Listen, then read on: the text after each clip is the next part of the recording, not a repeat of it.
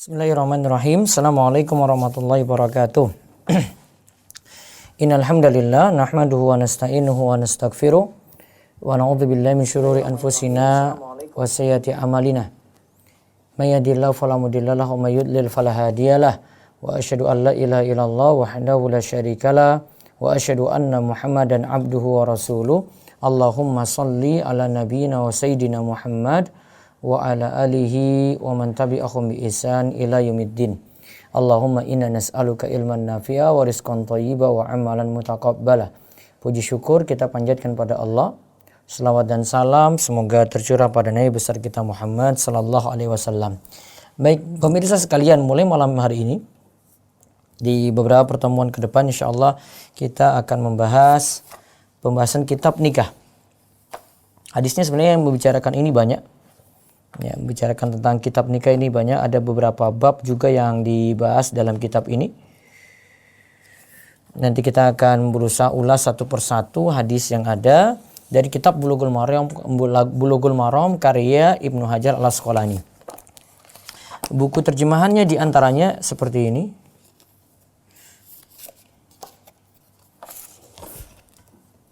Ini buku terjemahannya. Ya. Walaupun ini tidak ada penjelasan. Tidak ada penjelasan, cuma kumpulan hadis yang bicarakan tentang perihal nikah dan pembahasan tema-tema lainnya. Ya.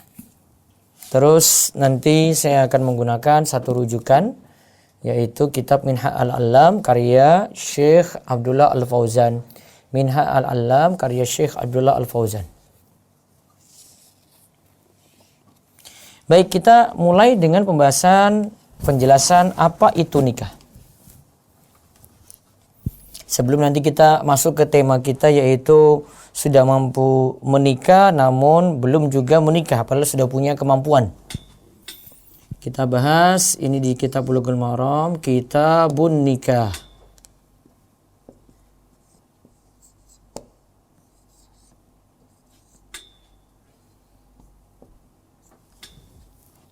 Kitab An-Nikah. Nikah secara bahasa itu berarti mengumpulkan.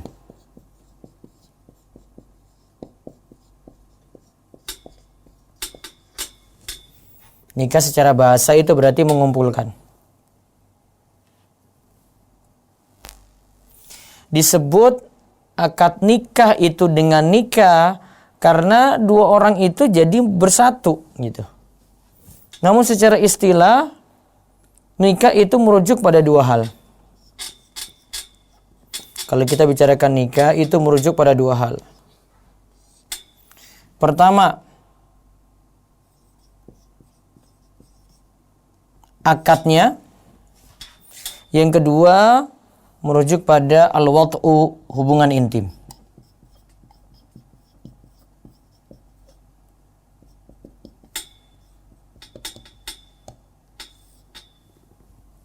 Ya, merujuk pada dua hal. Yang pertama akadnya, yang kedua hubungan intimnya.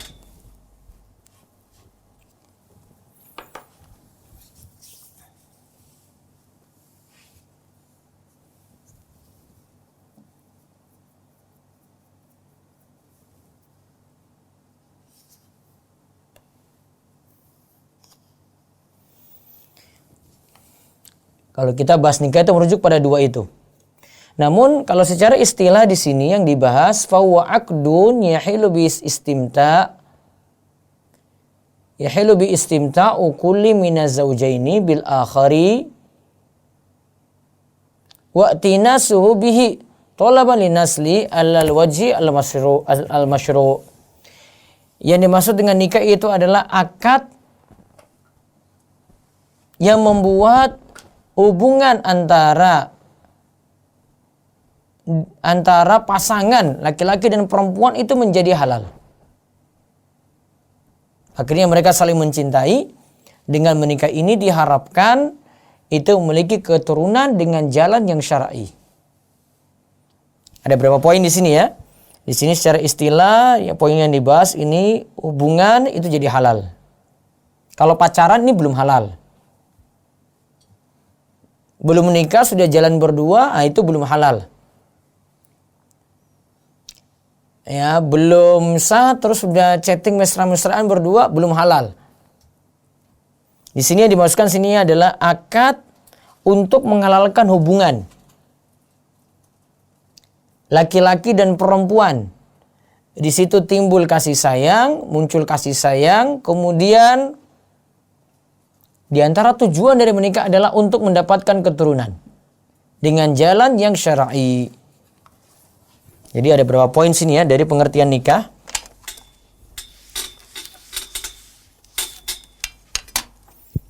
Jadi pengertian nikah secara istilah kita ambil beberapa poin di sini ya. Pertama, adanya akad.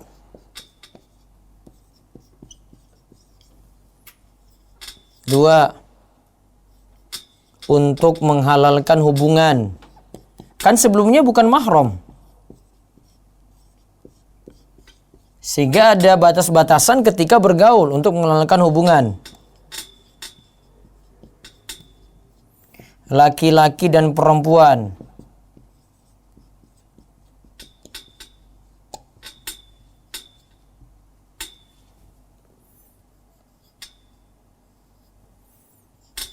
Kemudian di dalam pengertian ini disebutkan juga untuk menjalin kasih sayang.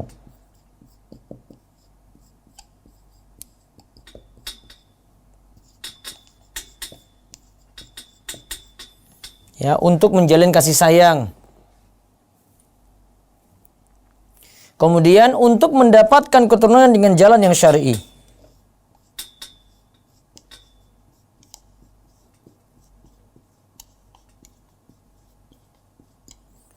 Untuk mendapatkan keturunan lewat jalan yang syar'i.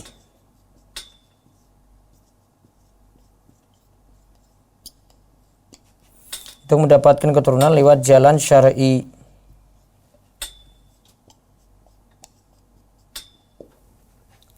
Coba lihat ya, perhatikan ini baik-baik. Adanya akad. Terus untuk menghalalkan hubungan. Berarti sebelumnya hubungan yang tidak halal, kemudian jadi halal dengan adanya akad nikah tadi. Kemudian menjalin kasih sayang. Tentu saja beda dengan cerai. Terus untuk mendapatkan keturunan ini. Mendapatkan keturunan.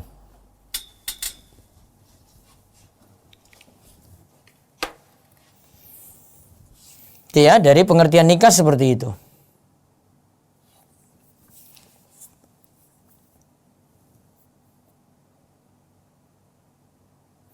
Adapun hikmahnya, tentu saja di balik pernikahan itu maslahatnya besar sekali.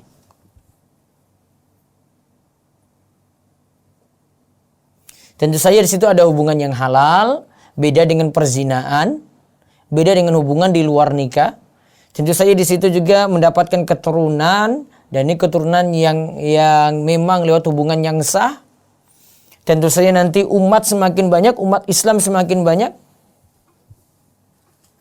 Kemudian dari sisi masing-masing individu, laki-laki itu merasa tenang, kemudian si wanita itu ada yang nafkahi, ada yang tanggung jawab. Kemudian dari hubungan nikah ini, nikah kan bukan hanya menyatukan dua orang saja, namun menyatukan ya keluarga. Keluarga dari pihak laki-laki, keluarga dari pihak perempuan jadi bersatu. Juga di situ lebih menjaga kemaluan, lebih menjaga pandangan.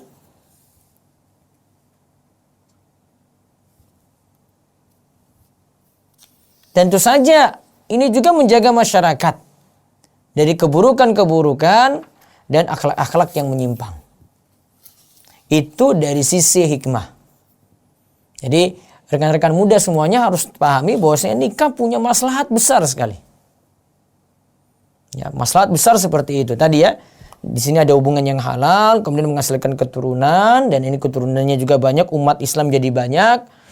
Kemudian dari situ juga si laki-laki dapat manfaat dengan ketenangan ya peroleh, si wanita juga ya merasa tercukupi karena ada laki-laki yang siap bertanggung jawab untuk dirinya. Kemudian ada hubungan di situ ya, antara keluarga besar, dari pihak laki-laki maupun keluarga dari pihak perempuan. Kemudian itu menjaga kemaluan, kemudian lebih menundukkan pandangan, matanya nggak jelalatan, ya. Kemudian di situ juga menjaga masyarakat, termasuk juga menjaga dari perilaku menyimpang. Nah, sekarang kita lihat di hadis pertama dari pembahasan ini, hadis 969. Ini tentang motivasi untuk menikah. Ya, ini motivasi untuk menikah.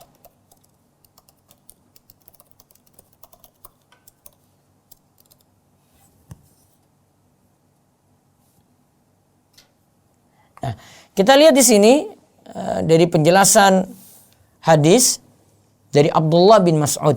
Ya, hadisnya sekali lagi dari Abdullah bin Mas'ud radhiyallahu anhuma. Ia berkata, qala lana Rasulullah sallallahu alaihi wasallam. Rasulullah sallallahu alaihi wasallam mengatakan kepada kami, ya ma'syarasy syabab, wahai para pemuda. Ya ma'syarasy syabab, ya wahai para pemuda yang masih punya semangat. Man istata'a minkumul ba'a, siapa di antara kalian mampu untuk punya kemampuan untuk al-ba'ah, untuk menikah. Al-ba'ah di sini kemampuan finansial. Dia punya kemampuan untuk menikah dari sisi finansial. Ada juga pengertian yang lainnya, yaitu dari sisi mampu melakukan hubungan intim, namun lebih cenderung di sini pada makna mampu dari sisi finansial. Siap untuk tanggung jawab, ya itu bahasanya. Fal yatazawwaj, maka menikahlah. Fa innahu aghaddu lil basar, karena itu lebih menundukkan pandangan. Wa ahsanu lil farji, itu lebih menjaga kemaluan. Wa man lam yastati' fa alaihi bis-shaum, maka jika ada yang tidak mampu, maka hendaklah dia itu perbanyak puasa. Fa innahu lahu wija, maka dengan puasa itu akan lebih melindungi dia. Ya, dengan puasa itu lebih akan lahu wija, untuk menahan syahwatnya. Coba kita lihat dulu pengertian yang ada di sini. Ya ma'syarasy syabab.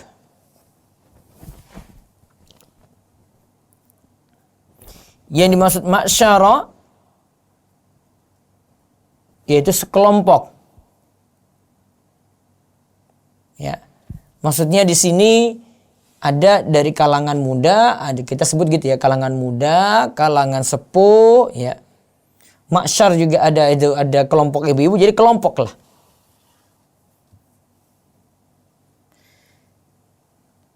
Syabab di sini adalah bentuk jamak dari pemuda. Makna syab di sini yang masih punya jiwa semangat. Karena dari sisi pertumbuhan manusia itu, awal-awalnya di masa mudanya dia itu punya jiwa semangat seperti itu. Maka disebut syabab. Namun di sini para ulama sebutkan lafaz syabab dalam hadis ini yang dimaksud adalah sampai seorang itu berumur 30 tahun. Dimutlakkan, ya, lafaz syabab itu sampai umur 30 tahun. Ada juga yang katakan sampai 32 tahun. Ada juga yang katakan sampai 40 tahun. Ada berbagai macam pendapat di sini disebutkan oleh Imam Nawawi dalam Syarah Sahih Muslim. Ada juga Ibnul Mulakin dan dalam Mu'jam Al-Wajiz. Yang jelas kalau disebut syab tadi minimal itu berusia 30 tahun gitu. Maksudnya maksimal dari yang dari anak muda ini disebut muda itu 30 tahun. Berarti di bawah itu. Nah, di sini kenapa yang dipanggil itu adalah anak muda? Kok yang dipanggil di sini adalah para pemuda? Maksud dari hadis ini adalah dipanggil para pemuda Ya di sini bukan yang secara umum itu dipanggil. Karena tentu saja di sini mereka inilah yang punya syahwat dan punya kebutuhan untuk menikah. Maka Nabi SAW sesuaikan dengan keadaan gitu. Jadi kalau dipanggil ya untuk menikah ya tentu saja para pemuda. Tentu saja ya para jomblo. Kemudian Nabi SAW sebutkan man istata'a minkumul ba'ah. Siapa di antara kalian punya kemampuan al-ba'ah?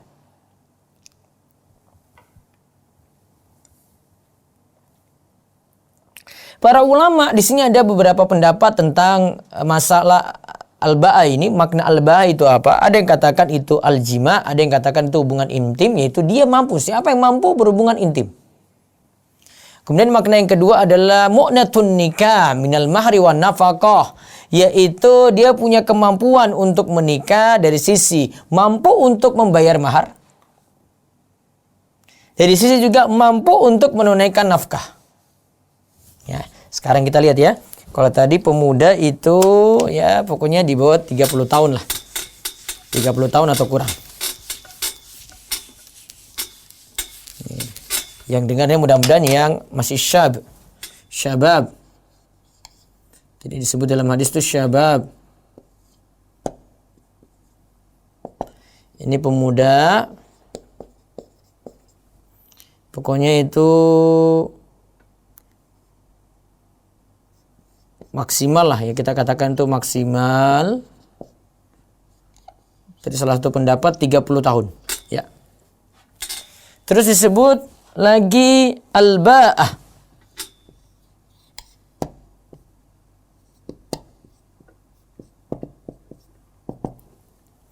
Ini punya kemampuan menikah.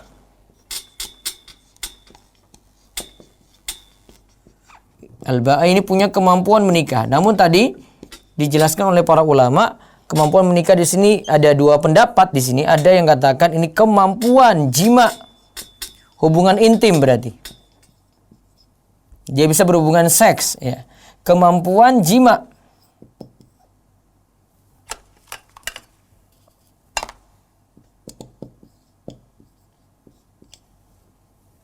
Atau hubungan intim.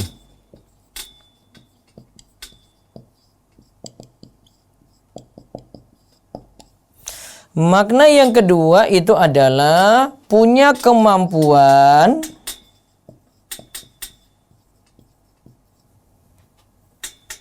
ya. Di sini punya kemampuan finansial. Bahasa bebasnya ya. Tadi disebut mu'nah, yaitu tadi ada di situ mahar, dia mampu tunaikan. Ya, mahar dia mampu tunaikan. Kemudian yang kedua, dari sisi nafkah. Ya. Punya kemampuan finansial yaitu dari sisi mahar maupun nafkah.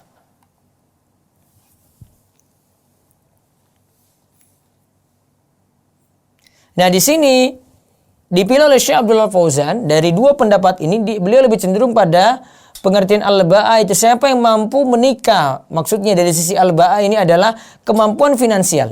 Dia lebih cenderung Syekh Abdullah Fauzan itu pada pendapat ini. Siapa yang mampu menikah dari sisi finansial. Beliau kuatkan ini lebih kuat dari sisi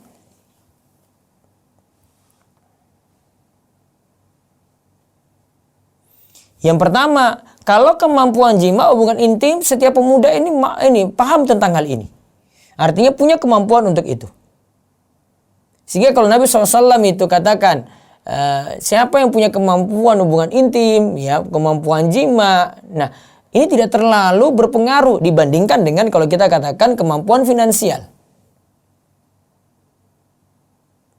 Kemudian yang kedua, maknanya adalah dipilih yang kemampuan finansial itu karena yang tidak mampu dari sisi finansial disuruh puasa.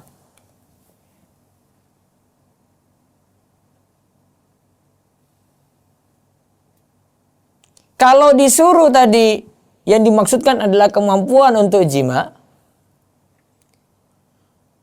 ya, kemampuan untuk jima, ya tentu saja tidak ada kalimatnya seperti itu.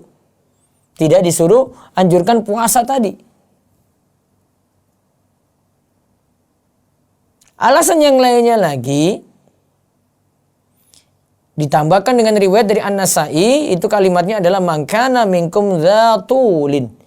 Siapa di antara kalian yang punya kemampuan, ya bahasa bebasnya punya kemampuan finansial, falyatazawwaj, maka hendaklah dia itu menikah.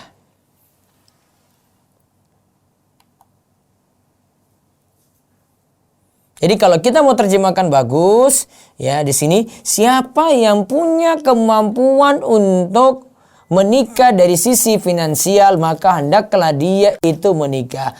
Falyatazawwaj.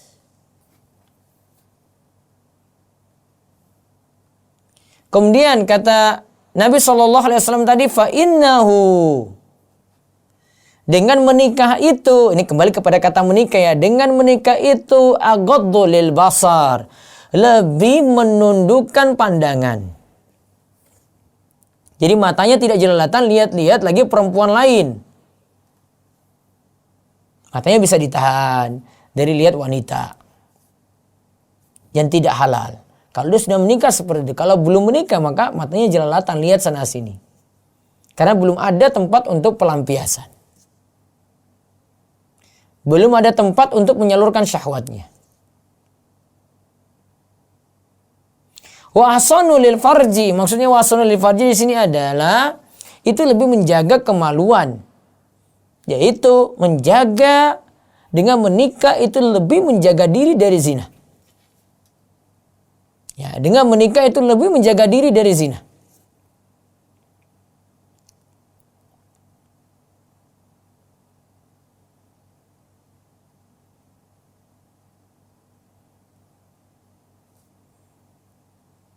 Ya, kata para ulama, kok di situ memakai isim tafdil?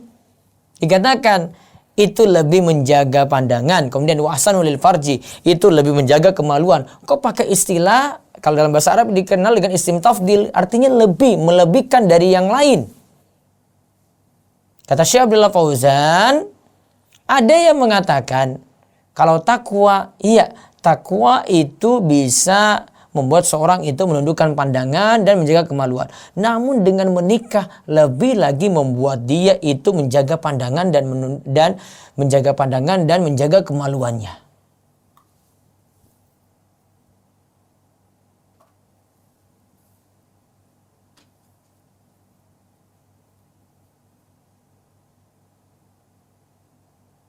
Kemudian dikatakan yang tidak punya kemampuan untuk menikah, itu bagaimana? Nabi SAW beri solusi. Wa malam yastati, siapa yang tidak mampu? Tidak mampu dari sisi apa? Ini tidak mampu dari sisi finansial. Fa'alaihi bisawm, maka hendaklah dia itu berpuasa. Hendaklah dia itu berpuasa. Kalimat ini fa'alaihi bisawm ini kembali kepada siapa yang tidak mampu untuk menikah dari sisi finansial. Siapa dari pemuda yang tidak mampu menikah dari sisi finansial, maka hendaklah tadi dia itu puasa. Kemudian disebutkan fa innahu lahu wija, maka dia sudah memiliki wija. Wija itu adalah kasru lisyahwati, sesuatu yang bisa ya menahan syahwatnya, mengekang syahwatnya.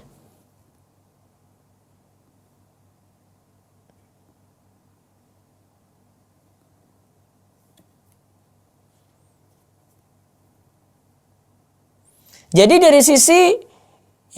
dari sisi puasa itu punya manfaat untuk melemahkan syahwat seseorang yang bergejolak. Dan juga untuk menahan jeleknya penyaluran syahwat, yaitu dari maninya, air maninya.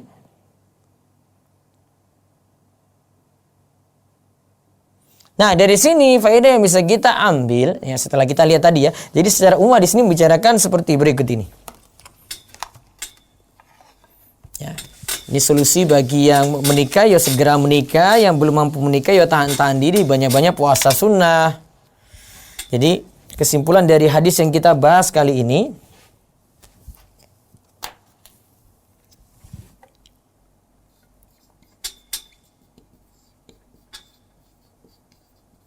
kesimpulan hadisnya ya. Satu,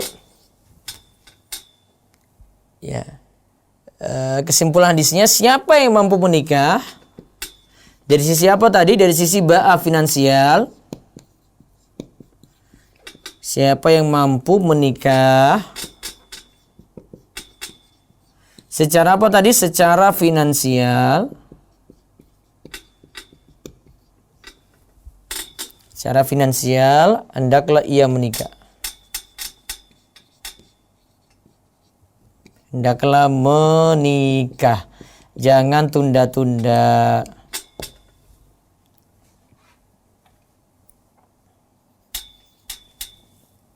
Yang kedua, yang tidak mampu menikah sekarang ini, yang tidak mampu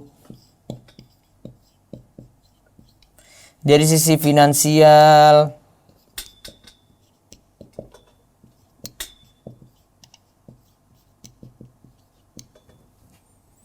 maka hendaklah apa? Puasa.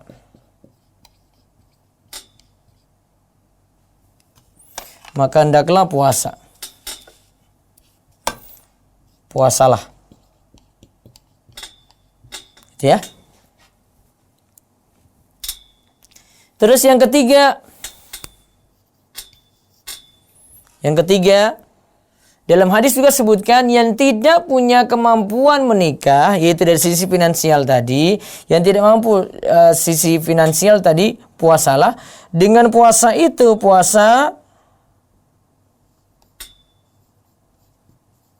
ya.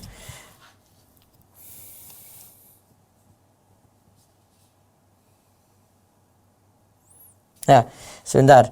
Dengan menikah dulu. Menikah itu punya manfaat. Menikah punya manfaat. Di dalam hadis ini sebutkan dua. Satu, jaga mata. Lebih menjaga mata, pandangan. Saya istilahkan saya jaga mata ya. Yang kedua, jaga kemaluan.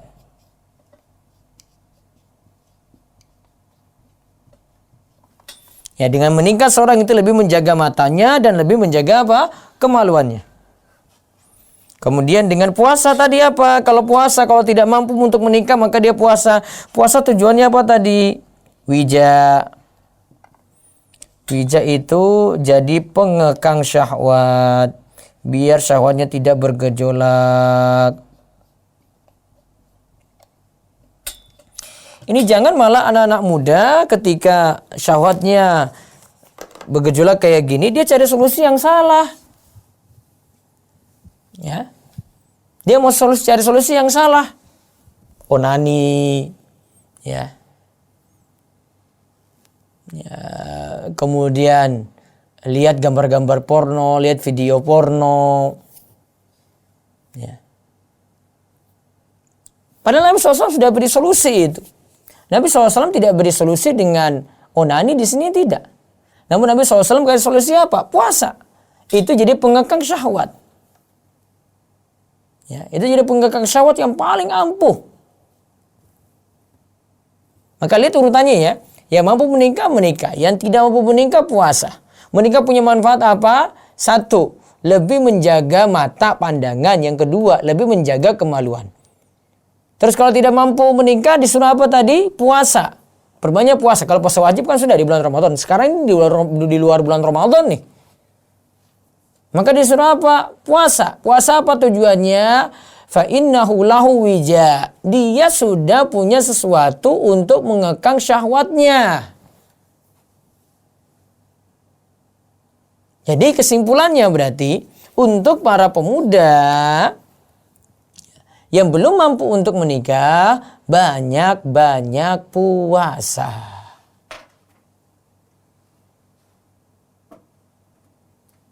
Nah, dari sini juga para ulama punya bahasan, kalau begitu Ustadz, apa hukumnya? Nah, ini mungkin ada yang bertanya dari sini, hukum menikah itu apa? Ada yang mengatakan, kalau hukum menikah itu wajib. Dan juga ada pendapat yang lainnya yang mengatakan bahwasanya hukum menikah itu adalah sunnah. Ini pendapat jumhur ulama.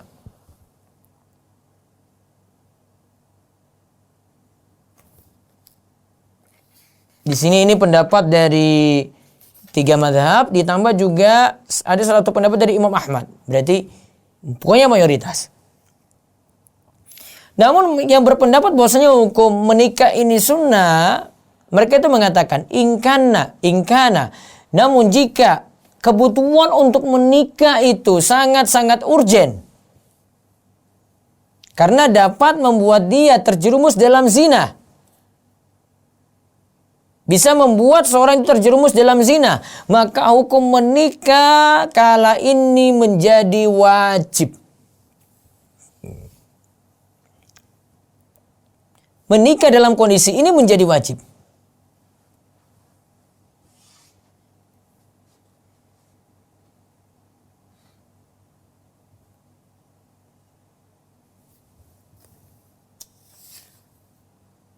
Nah sekarang mungkin ada yang bertanya lagi, Ustadz, boleh nggak menikah sambil berutang kalau begitu? Taruhlah saya sudah wajib nih Ustadz, saya sudah nggak tahan lagi. Namun saya tidak punya uang tadi, finansial kurang di sini. Bolehkah ketika itu mencari utangan, mencari pinjaman untuk menikah?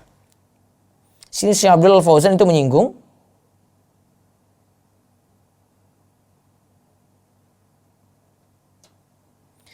Kata beliau, dalam hadis di sini menunjukkan bahwa jika seseorang itu tidak punya kemampuan untuk menikah, padahal dia itu masih mampu juga, ya cari pinjamanlah berutang. Padahal Nabi SAW itu tidak kasih solusi itu. Nabi SAW kasih solusi apa tadi? Suruh puasa.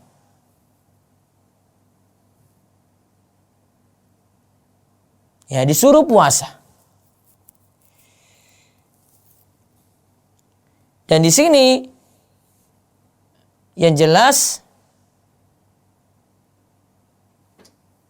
kata Syekh Abdul Fauzan, kalau kita lihat dari ayat-ayat itu yang menyebutkan hal ini, beliau katakan la yambagi lil fakir ayastaqridu lizawaj.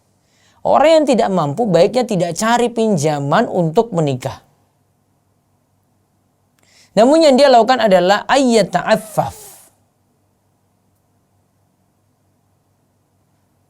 yaitu cukup baginya pokoknya menjaga diri, menahan syahwatnya, ya. Sesuai kemampuan dia untuk menikah, dia menikah dalam keadaan seperti itu. Yaitu cara dia menjaga diri bagaimana? Yaitu dia menahan syahwatnya dengan banyak-banyak menundukkan pandangan.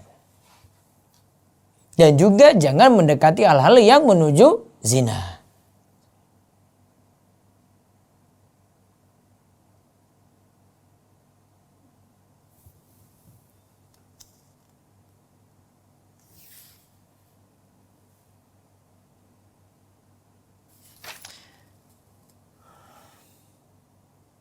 Dan juga ini jadi dalil lagi oleh sebagian ulama, yaitu ulama Malikiyah. Karena tadi Nabi SAW beri solusi yang mau menikah, nikah. Yang tidak mampu apa? Puasa. Nabi tidak kasih solusi yang lainnya. Maka menurut ulama Malikiyah, hadis ini jadi dalil diharamkannya onani.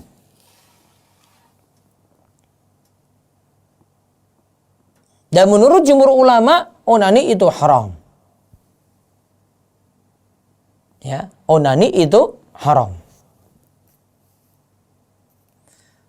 Walaupun ada pendapat sebagian ulama yang katakan hukum onani itu makruh, tidak berdosa. Namun pendapat kebanyakan ulama, onani itu dihukumi haram. Di antara dalilnya yang dipakai ulama Malikiyah adalah hadis yang kita bahas kali ini. Karena Rasulullah SAW suruh untuk yang tidak mampu menikah dari sisi finansial tadi, disuruh apa? Puasa. Nabi SAW tidak memberi solusi onani. Atau dalam bahasa Arabnya dikenal dengan istimna. Wallahu a'lam bishawab. Nah, itu yang kita bahas untuk kesempatan malam ini. Baik, rekan-rekan muda sekalian, ya. Ini saya tahu udah banyak galau ini karena menunggu pertanyaan. Ya, tetap saya kasih teori dulu. Kita kasih materi sesuai dengan janji kita dari kitab Bulughul Maram, ya. Maka saya sampaikan seperti itu. Walaupun itu dengan pembahasan yang ringkas, mudah-mudahan artikel lengkapnya kalau tidak saya muat di rumaiso.com, ya, saya muat nanti di remajaislam.com. Yang jelas ini mudah-mudahan jadi ilmu yang manfaat. Ini baru satu hadis. Besok masih ada lagi tema tentang pernikahan ini, tentang apakah boleh hidup membujang. Alias gini, bolehkah jadi jomblo selamanya? Atau bolehkah jadi jomblo abadi gitu? Karena takut nanti sulit ibadah, kalau saya jomblo ini ya bebas dan seterusnya. Nah, ini akan kita bahas besok. Dan ini sekaligus juga jadi dalil, pembahasan besok itu jadi dalil, ya baiknya menikah atau hidup membujang. Baik, kayaknya sudah bunyi ring telepon. Ada? Ya, Assalamualaikum. Silakan. Tekan 1. Tekan 1. Baik. Ada lagi? Ada? Belum? Angkat dulu. Silakan. Assalamualaikum. Waalaikumsalam. Ustaz, Ana Masyita dari Medan. Oh iya. Ini langganan telepon kayaknya ini. Iya. Ustaz mau nanya. Sekarang ya qadarullah banyak kali orang-orang tuh kayak yang ikhwan akhwat baru nikah, terus mereka kayak mencoba-coba untuk menjadi wasilah gitu. Mungkin beberapa ada yang berhasil, beberapa juga ternyata ada yang kondisinya malah bukan menjodohkan, malah jadi berantakan. Sebenarnya apa sih Ustadz syarat-syarat supaya kita tuh bisa lebih selektif dalam memilih wasilah yang pasti amanah dan juga dia ngerti rambu-rambu tentang ta'aruf gitu Ustadz? Ya, cari yang jadi pewasilah adalah Ustadz aman. Kalau misalnya nggak ada Ustadz gimana? Iya. Kayak seperti di Biro Jodoh Rumaiso kan, karena saya langsung saya ini awasi. Kalau ada kejanggalan, ada masalah apa-apa, kita pecahkan gitu. Dan memang harus manut pada aturan yang saya buat gitu. Kalau misalnya Ustadz ada suatu lembaga gitu kan, mereka buat kayak ta'aruf syar'i gitu. Kira-kira apa aja yang bisa kita tanyain gitu untuk memastikan bahwasannya mereka memang prosedurnya sesuai Al-Quran dan Sunnah gitu Ustadz? Kalau mau mencontoh dari Rumaiso, Biro Jodoh Rumaiso yang saya bina, saran saya yang pertama itu data dibuat jelas. Data dibuat jelas. Kemudian yang kedua, setelah data ini diisi, kemudian ada proses ta'aruf yang ini kalau bisa tidak dibatasi pertanyaan pada jumlah tertentu. Jadi dibebasin dia bertanya sampai sepuasnya. Kelemahan sebagian biro jodoh adalah membatasi pertanyaan cuma pada sekian pertanyaan begitu. Padahal sebagian orang butuh jawaban yang jelas gitu. Karena ini kan proses yang kita tidak lewati seperti pacaran. Kalau pacaran kan dia bebas jelas. Coba di zoom dulu lihat ini. Ya Ustaz. Jadi harus pertanyaannya jelas seperti itu. Jadi kalau mau tanya apapun silahkan. Nah setelah itu ada proses nazor juga, lihat langsung, tidak cukup dengan foto. Ya, tidak cukup dengan foto. Kalau misalnya dia 80% mau serius kan Ustaz? Terus? Terus Ustaz. Kalau sudah 80% mau serius, nah nazor tadi. Terus? Nah, setelah itu baru ya khitbah. Baru kalau sudah cocok, ya. Kalau tidak cocok ya mundur. Kalau cocok baru lanjut ke langkah berikutnya, melamar. Dan proses ini tidak boleh dibuat terlalu lama. Ta'arufnya tidak boleh lama.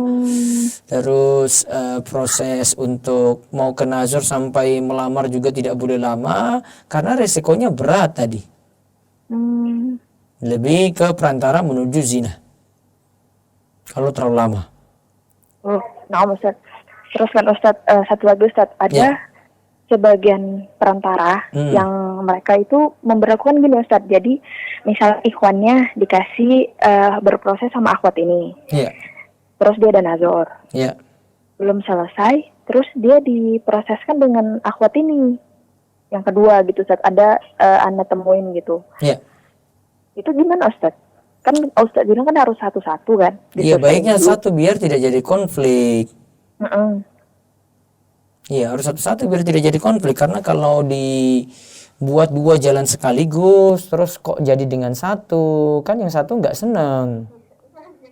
Iya, balas sama muslim itu ya harus jaga hubungan. Al-muslimu akhul muslim gitu. Seorang muslim dan muslim yang lainnya kan saudara, nggak saling menyakiti, saling ganggu. Ya, gitu ya. Cukup ya? Ya, ya.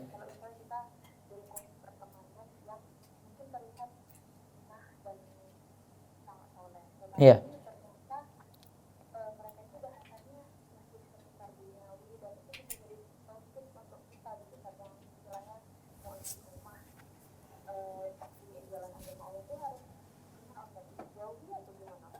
Ya kalau punya dampak manfaat yang baik ya dekati, kalau tidak ya tinggalkan. Iya. Waalaikumsalam warahmatullahi wabarakatuh. Baik.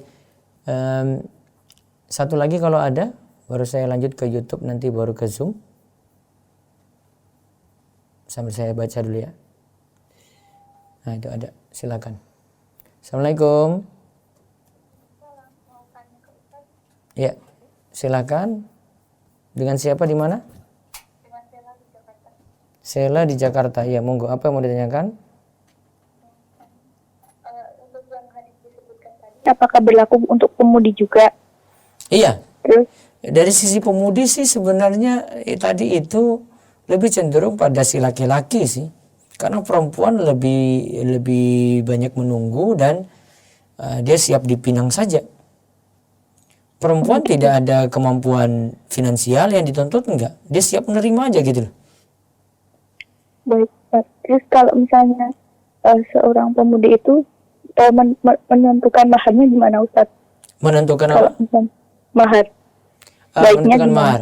Ada beberapa tipe sih kalau perempuan. Ada yang tipenya itu manut, mau diberi apa saja dia syukuri gitu. Jadi dia tidak terlalu membebani. Ada tipe yang kedua, dia tentukan. Ya, dia tentukan mahar tadi. Ya. Namun ada lagi yang ketiga itu orang tua yang menentukan. Kadang kalau si orang tua mintanya yang aneh-aneh, kadang juga minta yang mahal. Kadang juga memperhatikan mahar ini, memperhatikan strata pendidikan. Ya, kalau dia strata pendidikannya makin tinggi maka maharnya makin tinggi. Gitu. Jadi yang paling bagus adalah mahar yang memudahkan. Nanti kita akan sampai pada pembahasan mahar. Mahar itu yang paling bagus, yang paling memudahkan. Baik Ustaz, syukur Ustaz, jazakallahu khair. Wa iyyakum, Allah barik fiik. Baik, saya baca dulu lewat YouTube biar sempat terbaca. Nanti Zoom siap-siap ya. Bagaimana menasihati atau menyadarkan saudara laki-laki bahwa rezeki setelah dan sebelum menikah berbeda. Karena kakak Ana sudah usia 30 tahun, tapi masih memikirkan materi untuk kedepannya setelah menikah. Allah akan nolong kalau dia yakin mau menikah untuk menyelamatkan dirinya, apalagi menyelamatkan diri dari zina. Allah akan nolong dia. Harus yakin itu. Ini hadis yang menyebutkan. Kalau yakin maka yang tadi mungkin dia bisa hidup karena sendiri jomblo saja itu gajinya sekian, bisa jadi dengan gaji sekian itu Allah cukupi. Kan Allah yang beri kecukupan, bukan manusia yang beri kecukupan untuk dirinya sendiri. Ya. Terus bagaimana menasihati atau menyadarkan? Tadi sudah. Saya belum merasa belum mampu untuk menikah, tapi sangat ingin menikah. Saya berumur 22, ingin 23. Apa solusinya Ustadz? Banyak harus termotivasi. Jadi mudah-mudahan dengan kajian kayak begini semakin termotivasi ya. Kan sini kita bahas apa maksud menikah, apa hikmah menikah. Kan tadi dari pembahasan awal saja itu mudah-mudahan sudah dapat solusi nanti ya. Dan silakan renungkan bagi yang baru masuk juga, renungkan yang video-video kami yang bagian awal. Satu lagi, habis ini siap-siap Zoom ya. Bagaimana ya kalau kita tunda pernikahan dikarenakan kita berdua bekerja di rumah sakit dan si ikhwan dinas di ruang isolasi, ditakutkan dampak yang tidak diinginkan. Ya kalau memang mudarat, apalagi musim pandemi kayak begini, dia bekerja di rumah sakit dan punya dampak untuk orang lain gitu ya, maka tiba-tiba mungkin ada prosedur tertentu untuk yang tenaga kesehatan ini untuk menikah. Coba banyak pelajari, mungkin isolasi dulu 2 minggu baru kemudian menikah ya, itu lebih aman. Satu lagi, bagaimana hukum bekerja di perusahaan game Ustaz, tetapi bukan pada bagian game langsungnya, yang mana game tersebut terdapat unsur pembunuhan dan model game yang membuka aurat. Nah kalau ini dari isinya, kontennya masalah, timbang-timbang lagi untuk berada di situ. Ya baik, lewat Zoom dulu silakan. Telepon nanti habis setelah Zoom ya. Bisa 3 pertanyaan monggo. Silakan Pak Tian. Pak Tian, silakan buka mic-nya. Ya. Assalamualaikum Ustaz. Waalaikumsalam warahmatullahi wabarakatuh. Silakan, Tian. Anak Tian dari Jombang Ustaz. Iya silakan. Mau dapatnya Ustaz. Jadi ada teman Ustaz, seorang perempuan gitu kan, yang ingin segera nikah gitu Ustaz. Dan ada pandangan gitu Ustaz juga. Namun tidak semangat Ustaz gitu. Nah, Kamu tertarik pada dia? tuanya sih. Kalau teman anak tertarik Ustaz. Oh ini bukan Namun kamu ya, orang ini tuanya- temanmu ya? Bukan saya teman anak Ustaz. Iya terus. Namun orang tuanya ini senang gitu Ustaz sama si calon tersebut gitu, sama si perempuan tersebut gitu Ustaz. Jadi gimana Ustaz untuk perempuan ini kira-kira harus gimana? Nah ini tergantung si ikhwan ini punya kemampuan ilmu enggak untuk membimbing. Kalau dia mau yang siap, artinya akhwatnya sudah jadi, ya berarti dia tidak terlalu banyak repot kan untuk mendidik ya. Namun kalau akhwatnya itu baru saja beda manhaj atau dia baru saja ngaji gitu, dia si ikhwan punya tanggung jawab untuk mendidik. Jadi nanti kembali ke si ikhwan ini. Itu nggak kalau nggak siap itu lebih baik mundur gitu aja Ustaz. Iya. Nah, Daripada si laki-laki nanti repot lagi gitu. Kecuali kalau dia sudah punya ilmu, dia sengaja nikah seperti itu, kemudian nanti dia bimbing langsung dan perempuan mau manut. Nah itu gak masalah. Ustaz. Baik, Ustaz. cukup ya? Satu lagi Ustaz kalau Iya, boleh Ustaz. iya silakan. Nah, jadi kalau si ikhwan ini juga ada pandangan juga Ustaz, namun jauh gitu Ustaz, jauh dari domisilinya dan orang tua juga nggak sepakat gitu Ustaz sama Nah, jauh dari pokoknya ngikut orang tua dulu, ngikut orang tua dulu. Ngikut orang tua dulu. Halo? Ya, cukup ya. Baik, beralih lagi. Waalaikumsalam warahmatullahi wabarakatuh. Baik, beralih lagi yang kedua silakan. Silakan Ibu Lia Mutia Anissa. Assalamualaikum warahmatullahi wabarakatuh, Ustaz. Waalaikumsalam warahmatullahi wabarakatuh. Silakan. Dia. Bisa mohon nasihat Ustaz. Jadi orang tua anak kan ingin anak agar melanjutkan sekolah spesialis yang itu bisa memakan waktu bertahun-tahun dan itu akan membuat anak lebih lama di rumah sakit daripada di rumah. Seperti itu yang anak khawatirkan. Kalau misalnya nanti anak menikah dan punya suami, jadi anak tidak dapat melayani suami.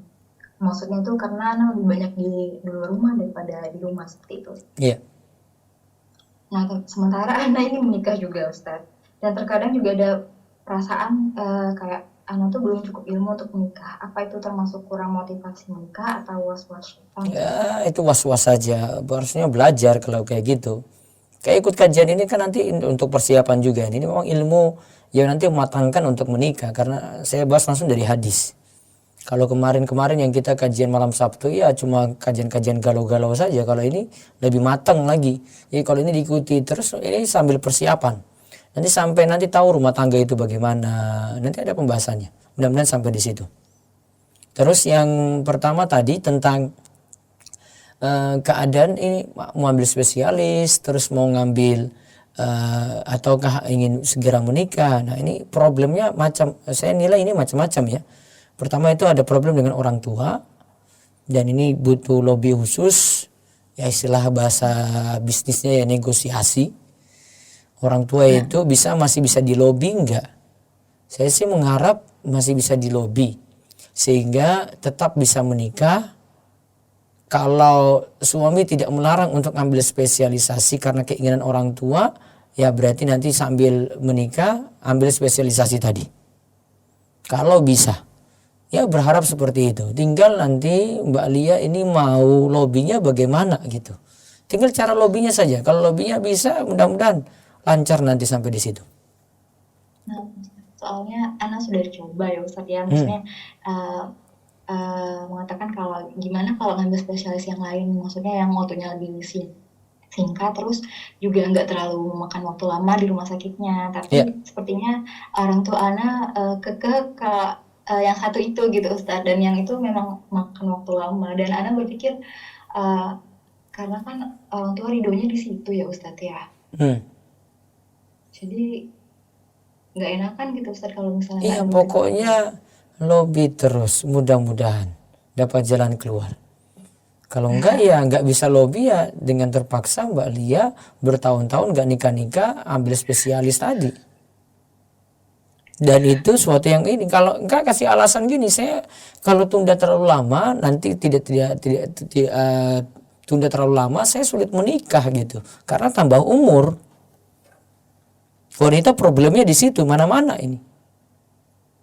Paham ya? Iya, bisa beritahu alasan ini saja. Ini alasan logis banget ini. Orang tua juga kan nanti mikir gitu. Iya, nanti bicara baik-baik, mudah-mudahan Allah beri taufik pada orang tua. Baik. Assalamualaikum. Waalaikumsalam warahmatullahi wabarakatuh. Satu lagi dari Zoom, mungkin lewat chat, baru saya beralih ke telepon ini. Naam Ustadz, saya bacakan via chat. Ya. Bismillah, Afwan izin bertanya, ada ikhwan yang ingin mengajak menikah namun dia bekerja di kantor pajak. Bagaimana ya Ustadz apabila si ikhwan mau keluar dari pekerjaannya di kantor pajak namun menikah dengan tabungan saat dia masih bekerja, bagaimana hukumnya? Solusinya keluar dulu dari pajak baru kemudian menikah. Kalau memang dengan terpaksa cuma uang itu yang dia miliki, maka dia bisa pakai karena memang dia kondisinya orang yang membutuhkan hasil penghasilan tadi. Namun saran saya kalau mau menikah dengan dia suruh keluar dari kantor pajak dulu, titik. Ini nggak bisa tawar-tawar. Ya, kalau sudah keluar baru. Jangan syaratnya gini, saya mau menikah dengan kamu namun nanti saya kerja dulu setelah beberapa tahun baru saya keluar. Jangan, nanti dia keenakan dengan yang haram tadi dengan gajinya, baru kemudian dia sulit untuk lepas ketika sudah menikah. Itu berat sekali, apalagi nanti hadapi kebutuhan yang berat gitu. Baik, saya beralih dulu ke YouTube sambil ada yang telepon, silakan untuk masuk, monggo. Nah ini ya, silakan. Assalamualaikum. Waalaikumsalam Ustaz. Ya, silakan. Hamba Allah di Kalimantan Ustaz. Silakan. Nih, Ustadz, ini saya mau nanya yang tadi malam Ustadz, yang tentang itu Dzulhijjah. Iya, singkat aja deh Bu, nanti diprotes sama muda-muda ini. Gini, Ustadz, kemarin kan puasanya itu boleh berselang-seling, itu mengurangi nggak faedah pahala 2 tahun itu? Pahala 2 tahun itu puasa Arafahnya Bu. Yang tanggal 9 aja. Yang tanggal 1 sampai 9 itu bebas. Oh, bebas gitu. Dari sisi karena 10 hari awal Dzulhijjah itu hari-hari yang mulia. Kalau siangnya itu bulan Ramadan, kalau malamnya itu bulan Ramadan, 10 hari terakhir Ramadan. Kalau siangnya itu ini ya 10 hari pertama Dzulhijjah ini. Jadi kalau seandainya puasa tanggal 9 aja sudah dapat pahala 2 tahun itu. Sudah dapat 2 tahun. Namun kalau ibu mau lakukan misalnya ini besok Rebu 1 Dzulhijjah, terus yang hari Kamis 2 Dzulhijjah, ibu puasa Kamis, terus Senin puasa lagi, terus Kamisnya itu pas hari Arafah lagi, ya ibu dapat 3 hari itu sudah bagus. Gitu ya. Ustaz, kemudian mau satu hal lagi. Kemarin kan ada doa Arafah. Doa Arafah, iya. Doa Arafah. Kalau di rumah doanya gimana Ustaz? Doa bebas. Itu? Kalau orang yang wukuf di Arafah itu berdoanya ba'da zuhur sih. Ba'da zuhur. Kalau kita juga sama kah gitu gimana Ustaz? Kalau di kita yang tidak kaitan dengan ibadah haji, pokoknya kalau sudah masuk hari Arafah aja. Yaitu tanggal 9 Dzulhijjah, dari pagi sampai sore gitu dapat keutamaan untuk berdoa pada hari itu. Oh, nggih. Iya, Ustaz. Makasih Ustaz. Iya. Assalamualaikum. Waalaikumsalam warahmatullahi wabarakatuh. Baik, ini pertanyaan lagi dari para jomblo yang ada di YouTube dulu ya. Sebentar, tahan dulu telepon. Saya jawab 3 pertanyaan dulu. Afwan Ustaz, Ana ikhwan asal Banyuwangi. Izin bertanya, Ana sudah sebulan daftar ta'aruf rumah Isu, tapi kok belum masuk grup ya? Daftar lagi, coba hubungi lagi. Ini pesan untuk grup Biro Jodoh Rumah Isu itu banyak sekali. Ya, jadi banyak-banyak maklumi. Ini kita layani itu, ibu-ibu yang layani itu manual mereka. Mereka layani manual, di samping itu mereka juga, maaf, ini bukan ibu yang dipekerjakan khusus, bukan. Ini nyambi ke pekerjaan rumah mereka. Jadi sebagian mereka juga guru, itu nyambi untuk ngurus yang jomblo-jomblo ini. Jadi mohon banyak-banyak bersabar. Alhamdulillah tiap hari ini mereka ta'arufkan yang pasangan yang mau menikah ini.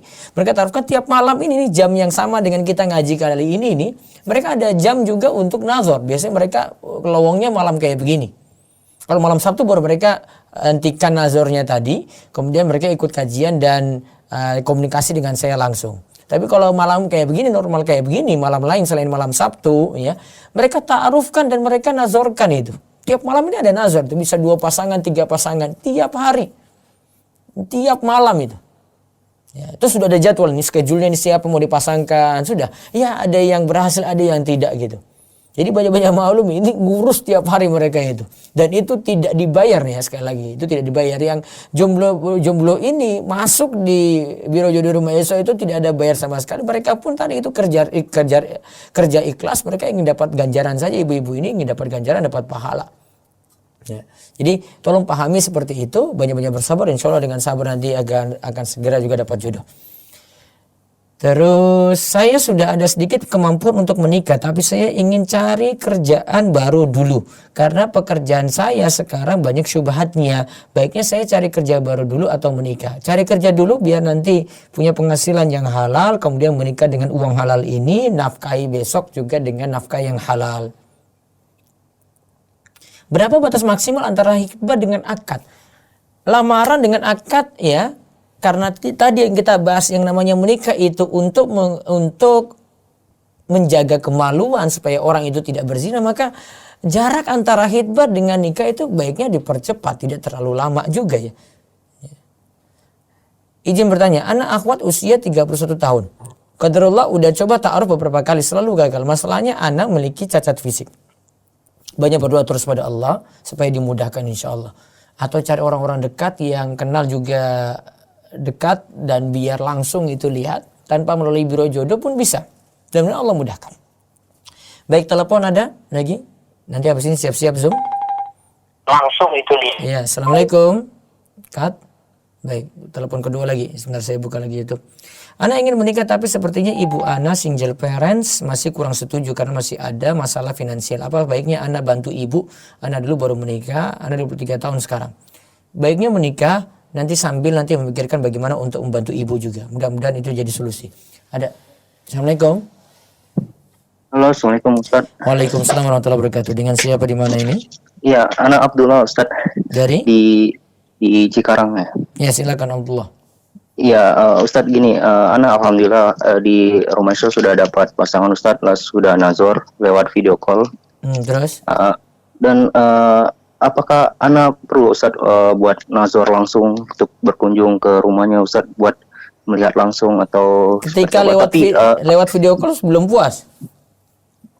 Sebenarnya ini Ustadz, sebenarnya udah cocok dari biodata, dari pertanyaan juga sudah alhamdulillah. Cuman apakah boleh atau saran dari Ustadz gimana? Bagaimana? Dari orang tuamu dan orang tua si akhwat gimana? Ya, alhamdulillah orang tua sudah setuju dan orang tua akhwat juga setuju Ustadz. Ya sudah, mengunjungi si akhwat kemudian sekaligus ngatur kapan melamarnya dan kapan nikahnya. Nah, si akhwatnya seperti ini Ustadz, dia pengennya akhir bulan ini atau awal tahun depan Ustadz, rencananya, tapi nanti bisa dibicarakan lagi. Jangan terlalu lama-lama. Ngapain lama-lama? Ya itu dari nanti itu makanya saya mau membicarakan lagi. Kamu yang harus semangat untuk lobby gitu. Baiknya. Harus semangat untuk lobby, jangan mau mundur terlalu lama gitu. Bilang saya sudah nggak kuat lagi gitu. Ya, Ustadz. Satu lagi Ustadz, ini saya udah bilang ke orang tua anak Ustadz.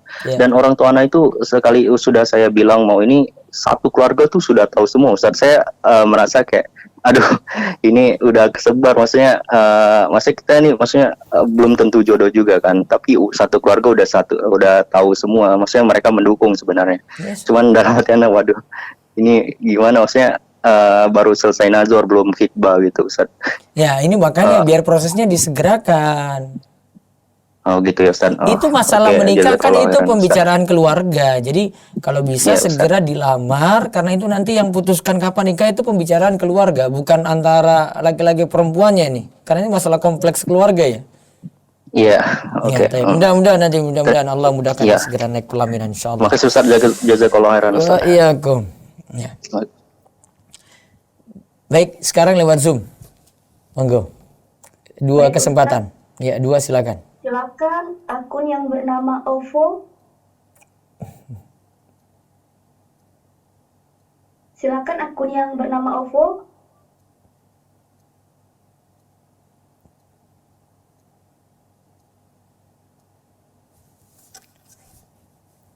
Ada? Silakan Ibu Carmila. Assalamualaikum. Waalaikumsalam warahmatullahi wabarakatuh. Dengan siapa ini? Dengan Mila Ustaz di Makassar. Ya silakan. Mau tanya apa? Pertanyaan saya, kapan seorang akhwat dikatakan udah siap nikah? Sementara, apakah dia boleh menunggu dirinya mapan dulu? Karena orang tuanya juga menuntut dia untuk bisa bekerja seperti itu. Itu pertanyaan saya Ustaz. Sampai kapan kalau begitu mapannya akhwat? Sampai bisa mandiri secara finansial. Untuk apa dia mandiri? Karena orang tuanya sudah menyekolahkannya sampai tinggi. Baik. Ketika dia menikah, siapa yang tanggung jawab untuk dirinya?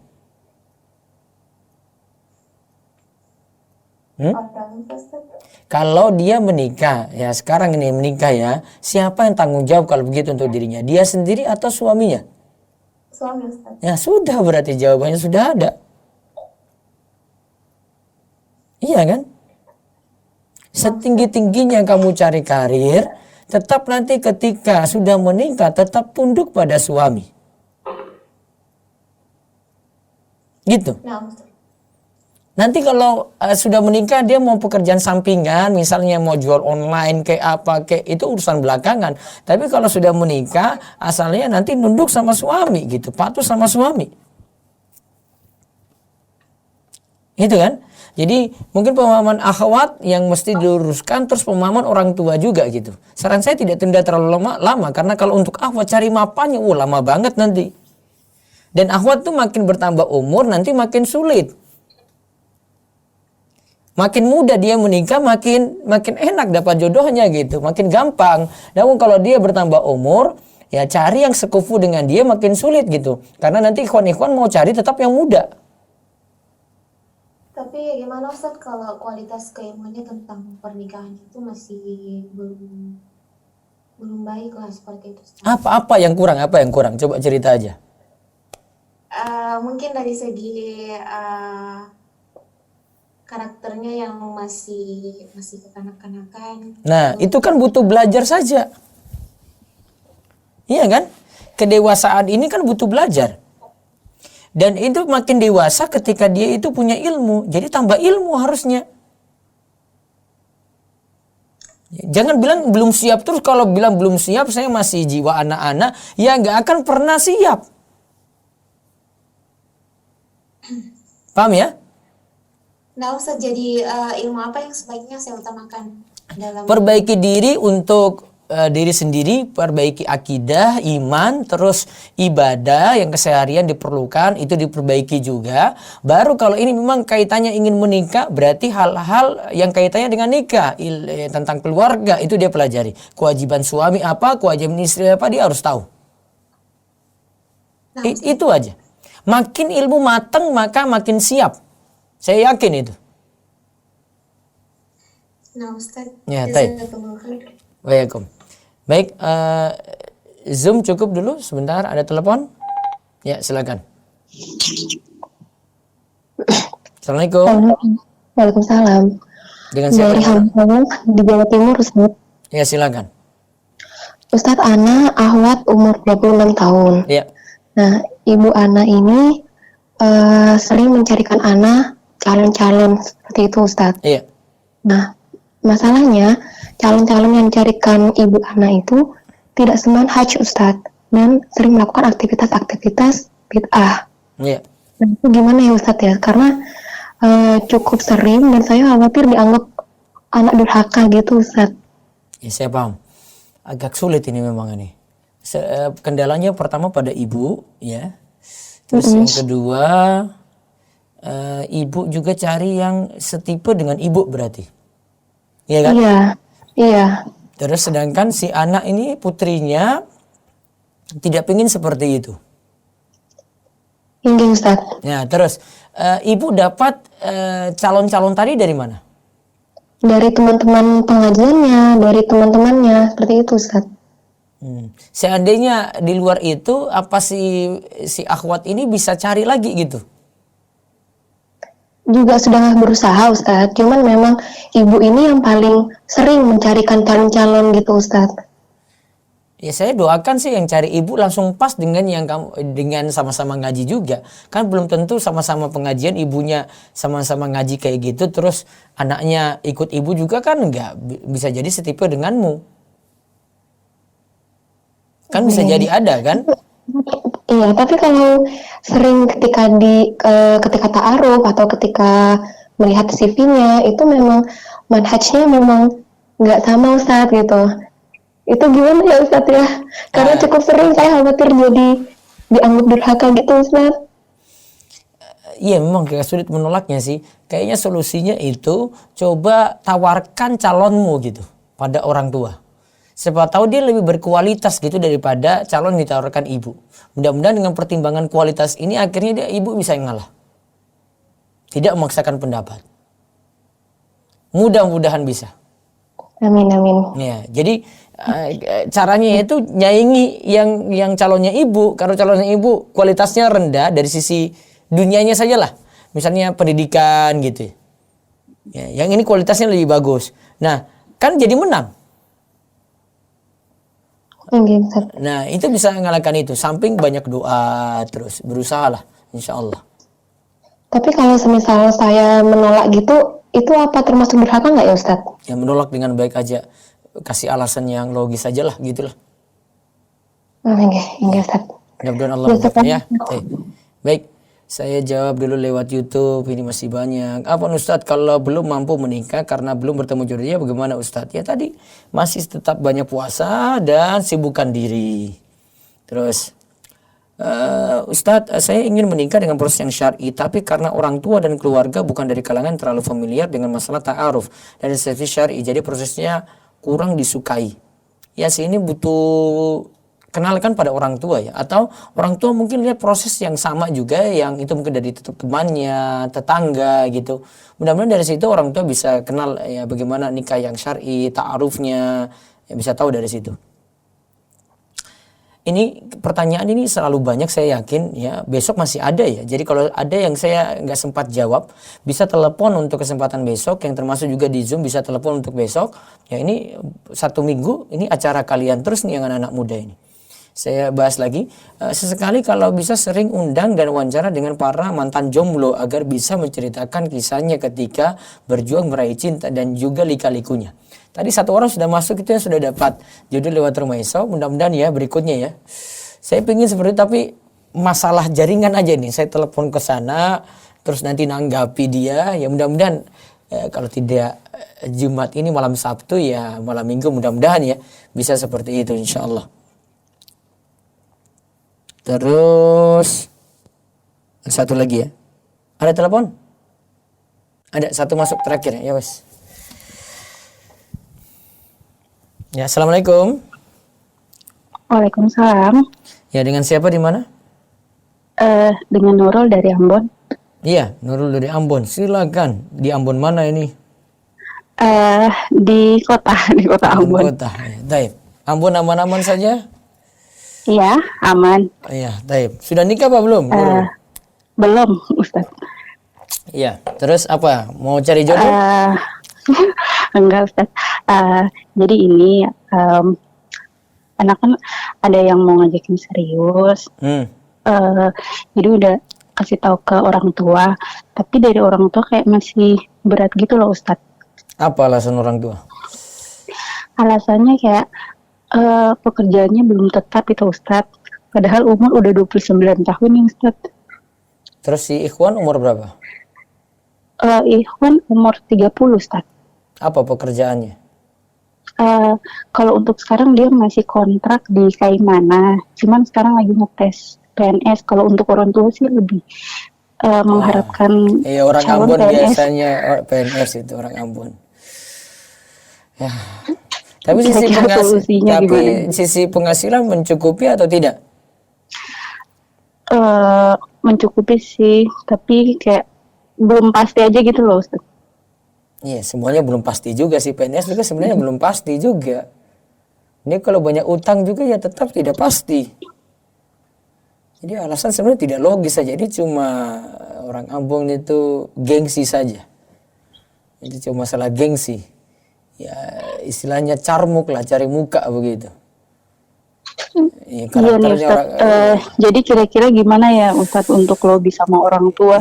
Soalnya kan ya Ustaz tahu sendiri kan lah di Ambon nih kebanyakan kayak gengsi, kayak anak si tetangga uang manainya segini, terus jadi orang tua maunya yang lebih gitu loh. Apalagi saya kayak ini Nurul asli Ambon atau asli mana? Lebih, gimana ya? Nurul asli Ambon? Iya Ustaz. Orang tua orang mana? Orang Ambon Ustaz. Ambon mana? Mama kasih lulu Ustaz, Bapak Iha dok. Terus calon itu orang mana? Ya. Calon itu orang mana? Afwan itu orang Maluku Tenggara Ustaz. Maluku Tenggara. Iya. Coba ini kasih tahu video ini kan, kalau orang Ambon yang ngomong langsung kan nanti orang tua mau dengar itu.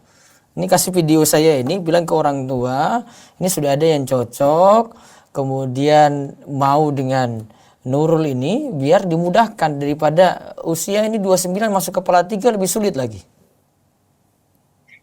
Begitu.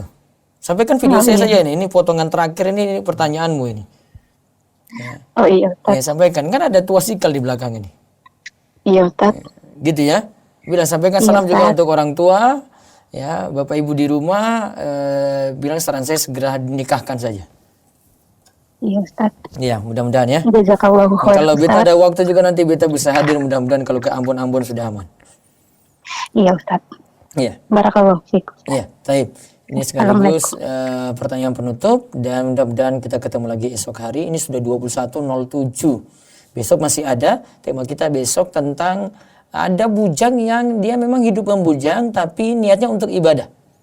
Ini nanti ada kisah yang 3 sahabat yang Nabi SAW tegur. Ada yang satu itu mau ibadah terus, dia tidak mau menikah. Ada yang mau dia itu sholat malam terus, ada yang puasa terus ya. Dan 3 ini lakukan kesalahan karena ingin beribadah berlebihan. Nanti kita akan bahas besok, terutama tentang masalah bujangnya. Kenapa Nabi SAW itu larang hidup membujang ya, akan kita temukan di pembahasan esok hari biiznillah. Masih di kitab yang sama, Bulughul Maram. Dan nanti lihat di playlist, nanti saya akan buat di playlist perjodohan di channel Rumeso TV ya. Perjodohan, nanti cari di playlist perjodohan. Ikuti juga video-video sebelumnya ya, sudah ada. Sebagian mungkin masih dalam bentuk rekaman sebelumnya. Ada yang sudah rekaman, kita upload ulang lagi dalam bentuk yang sudah diedit bagus. Ya, ikuti saja bagi yang belum berlangganan dengan channel Rumeso TV ini biar kegiatan besok, acara besok bisa diikuti. Ya, makanya subscribe. Kemudian besok pagi tema kita masih tetap muamalat, yaitu tentang pembahasan riba terkait dengan uang yang mengalami hiperinflasi. Ya, demikian, mudah-mudahan manfaat. Ikuti terus channel Rumeso TV dan acara-acara yang ada. Mudah-mudahan dari manfaat dan Allah terus tambahkan kita ilmu yang manfaat. Kita tutup dengan doa kafaratul majlis. Subhanakallahumma bihamdik, asyhadu alla ilaha illa anta, astaghfiruka wa atubu ilaik. Assalamualaikum warahmatullahi wabarakatuh.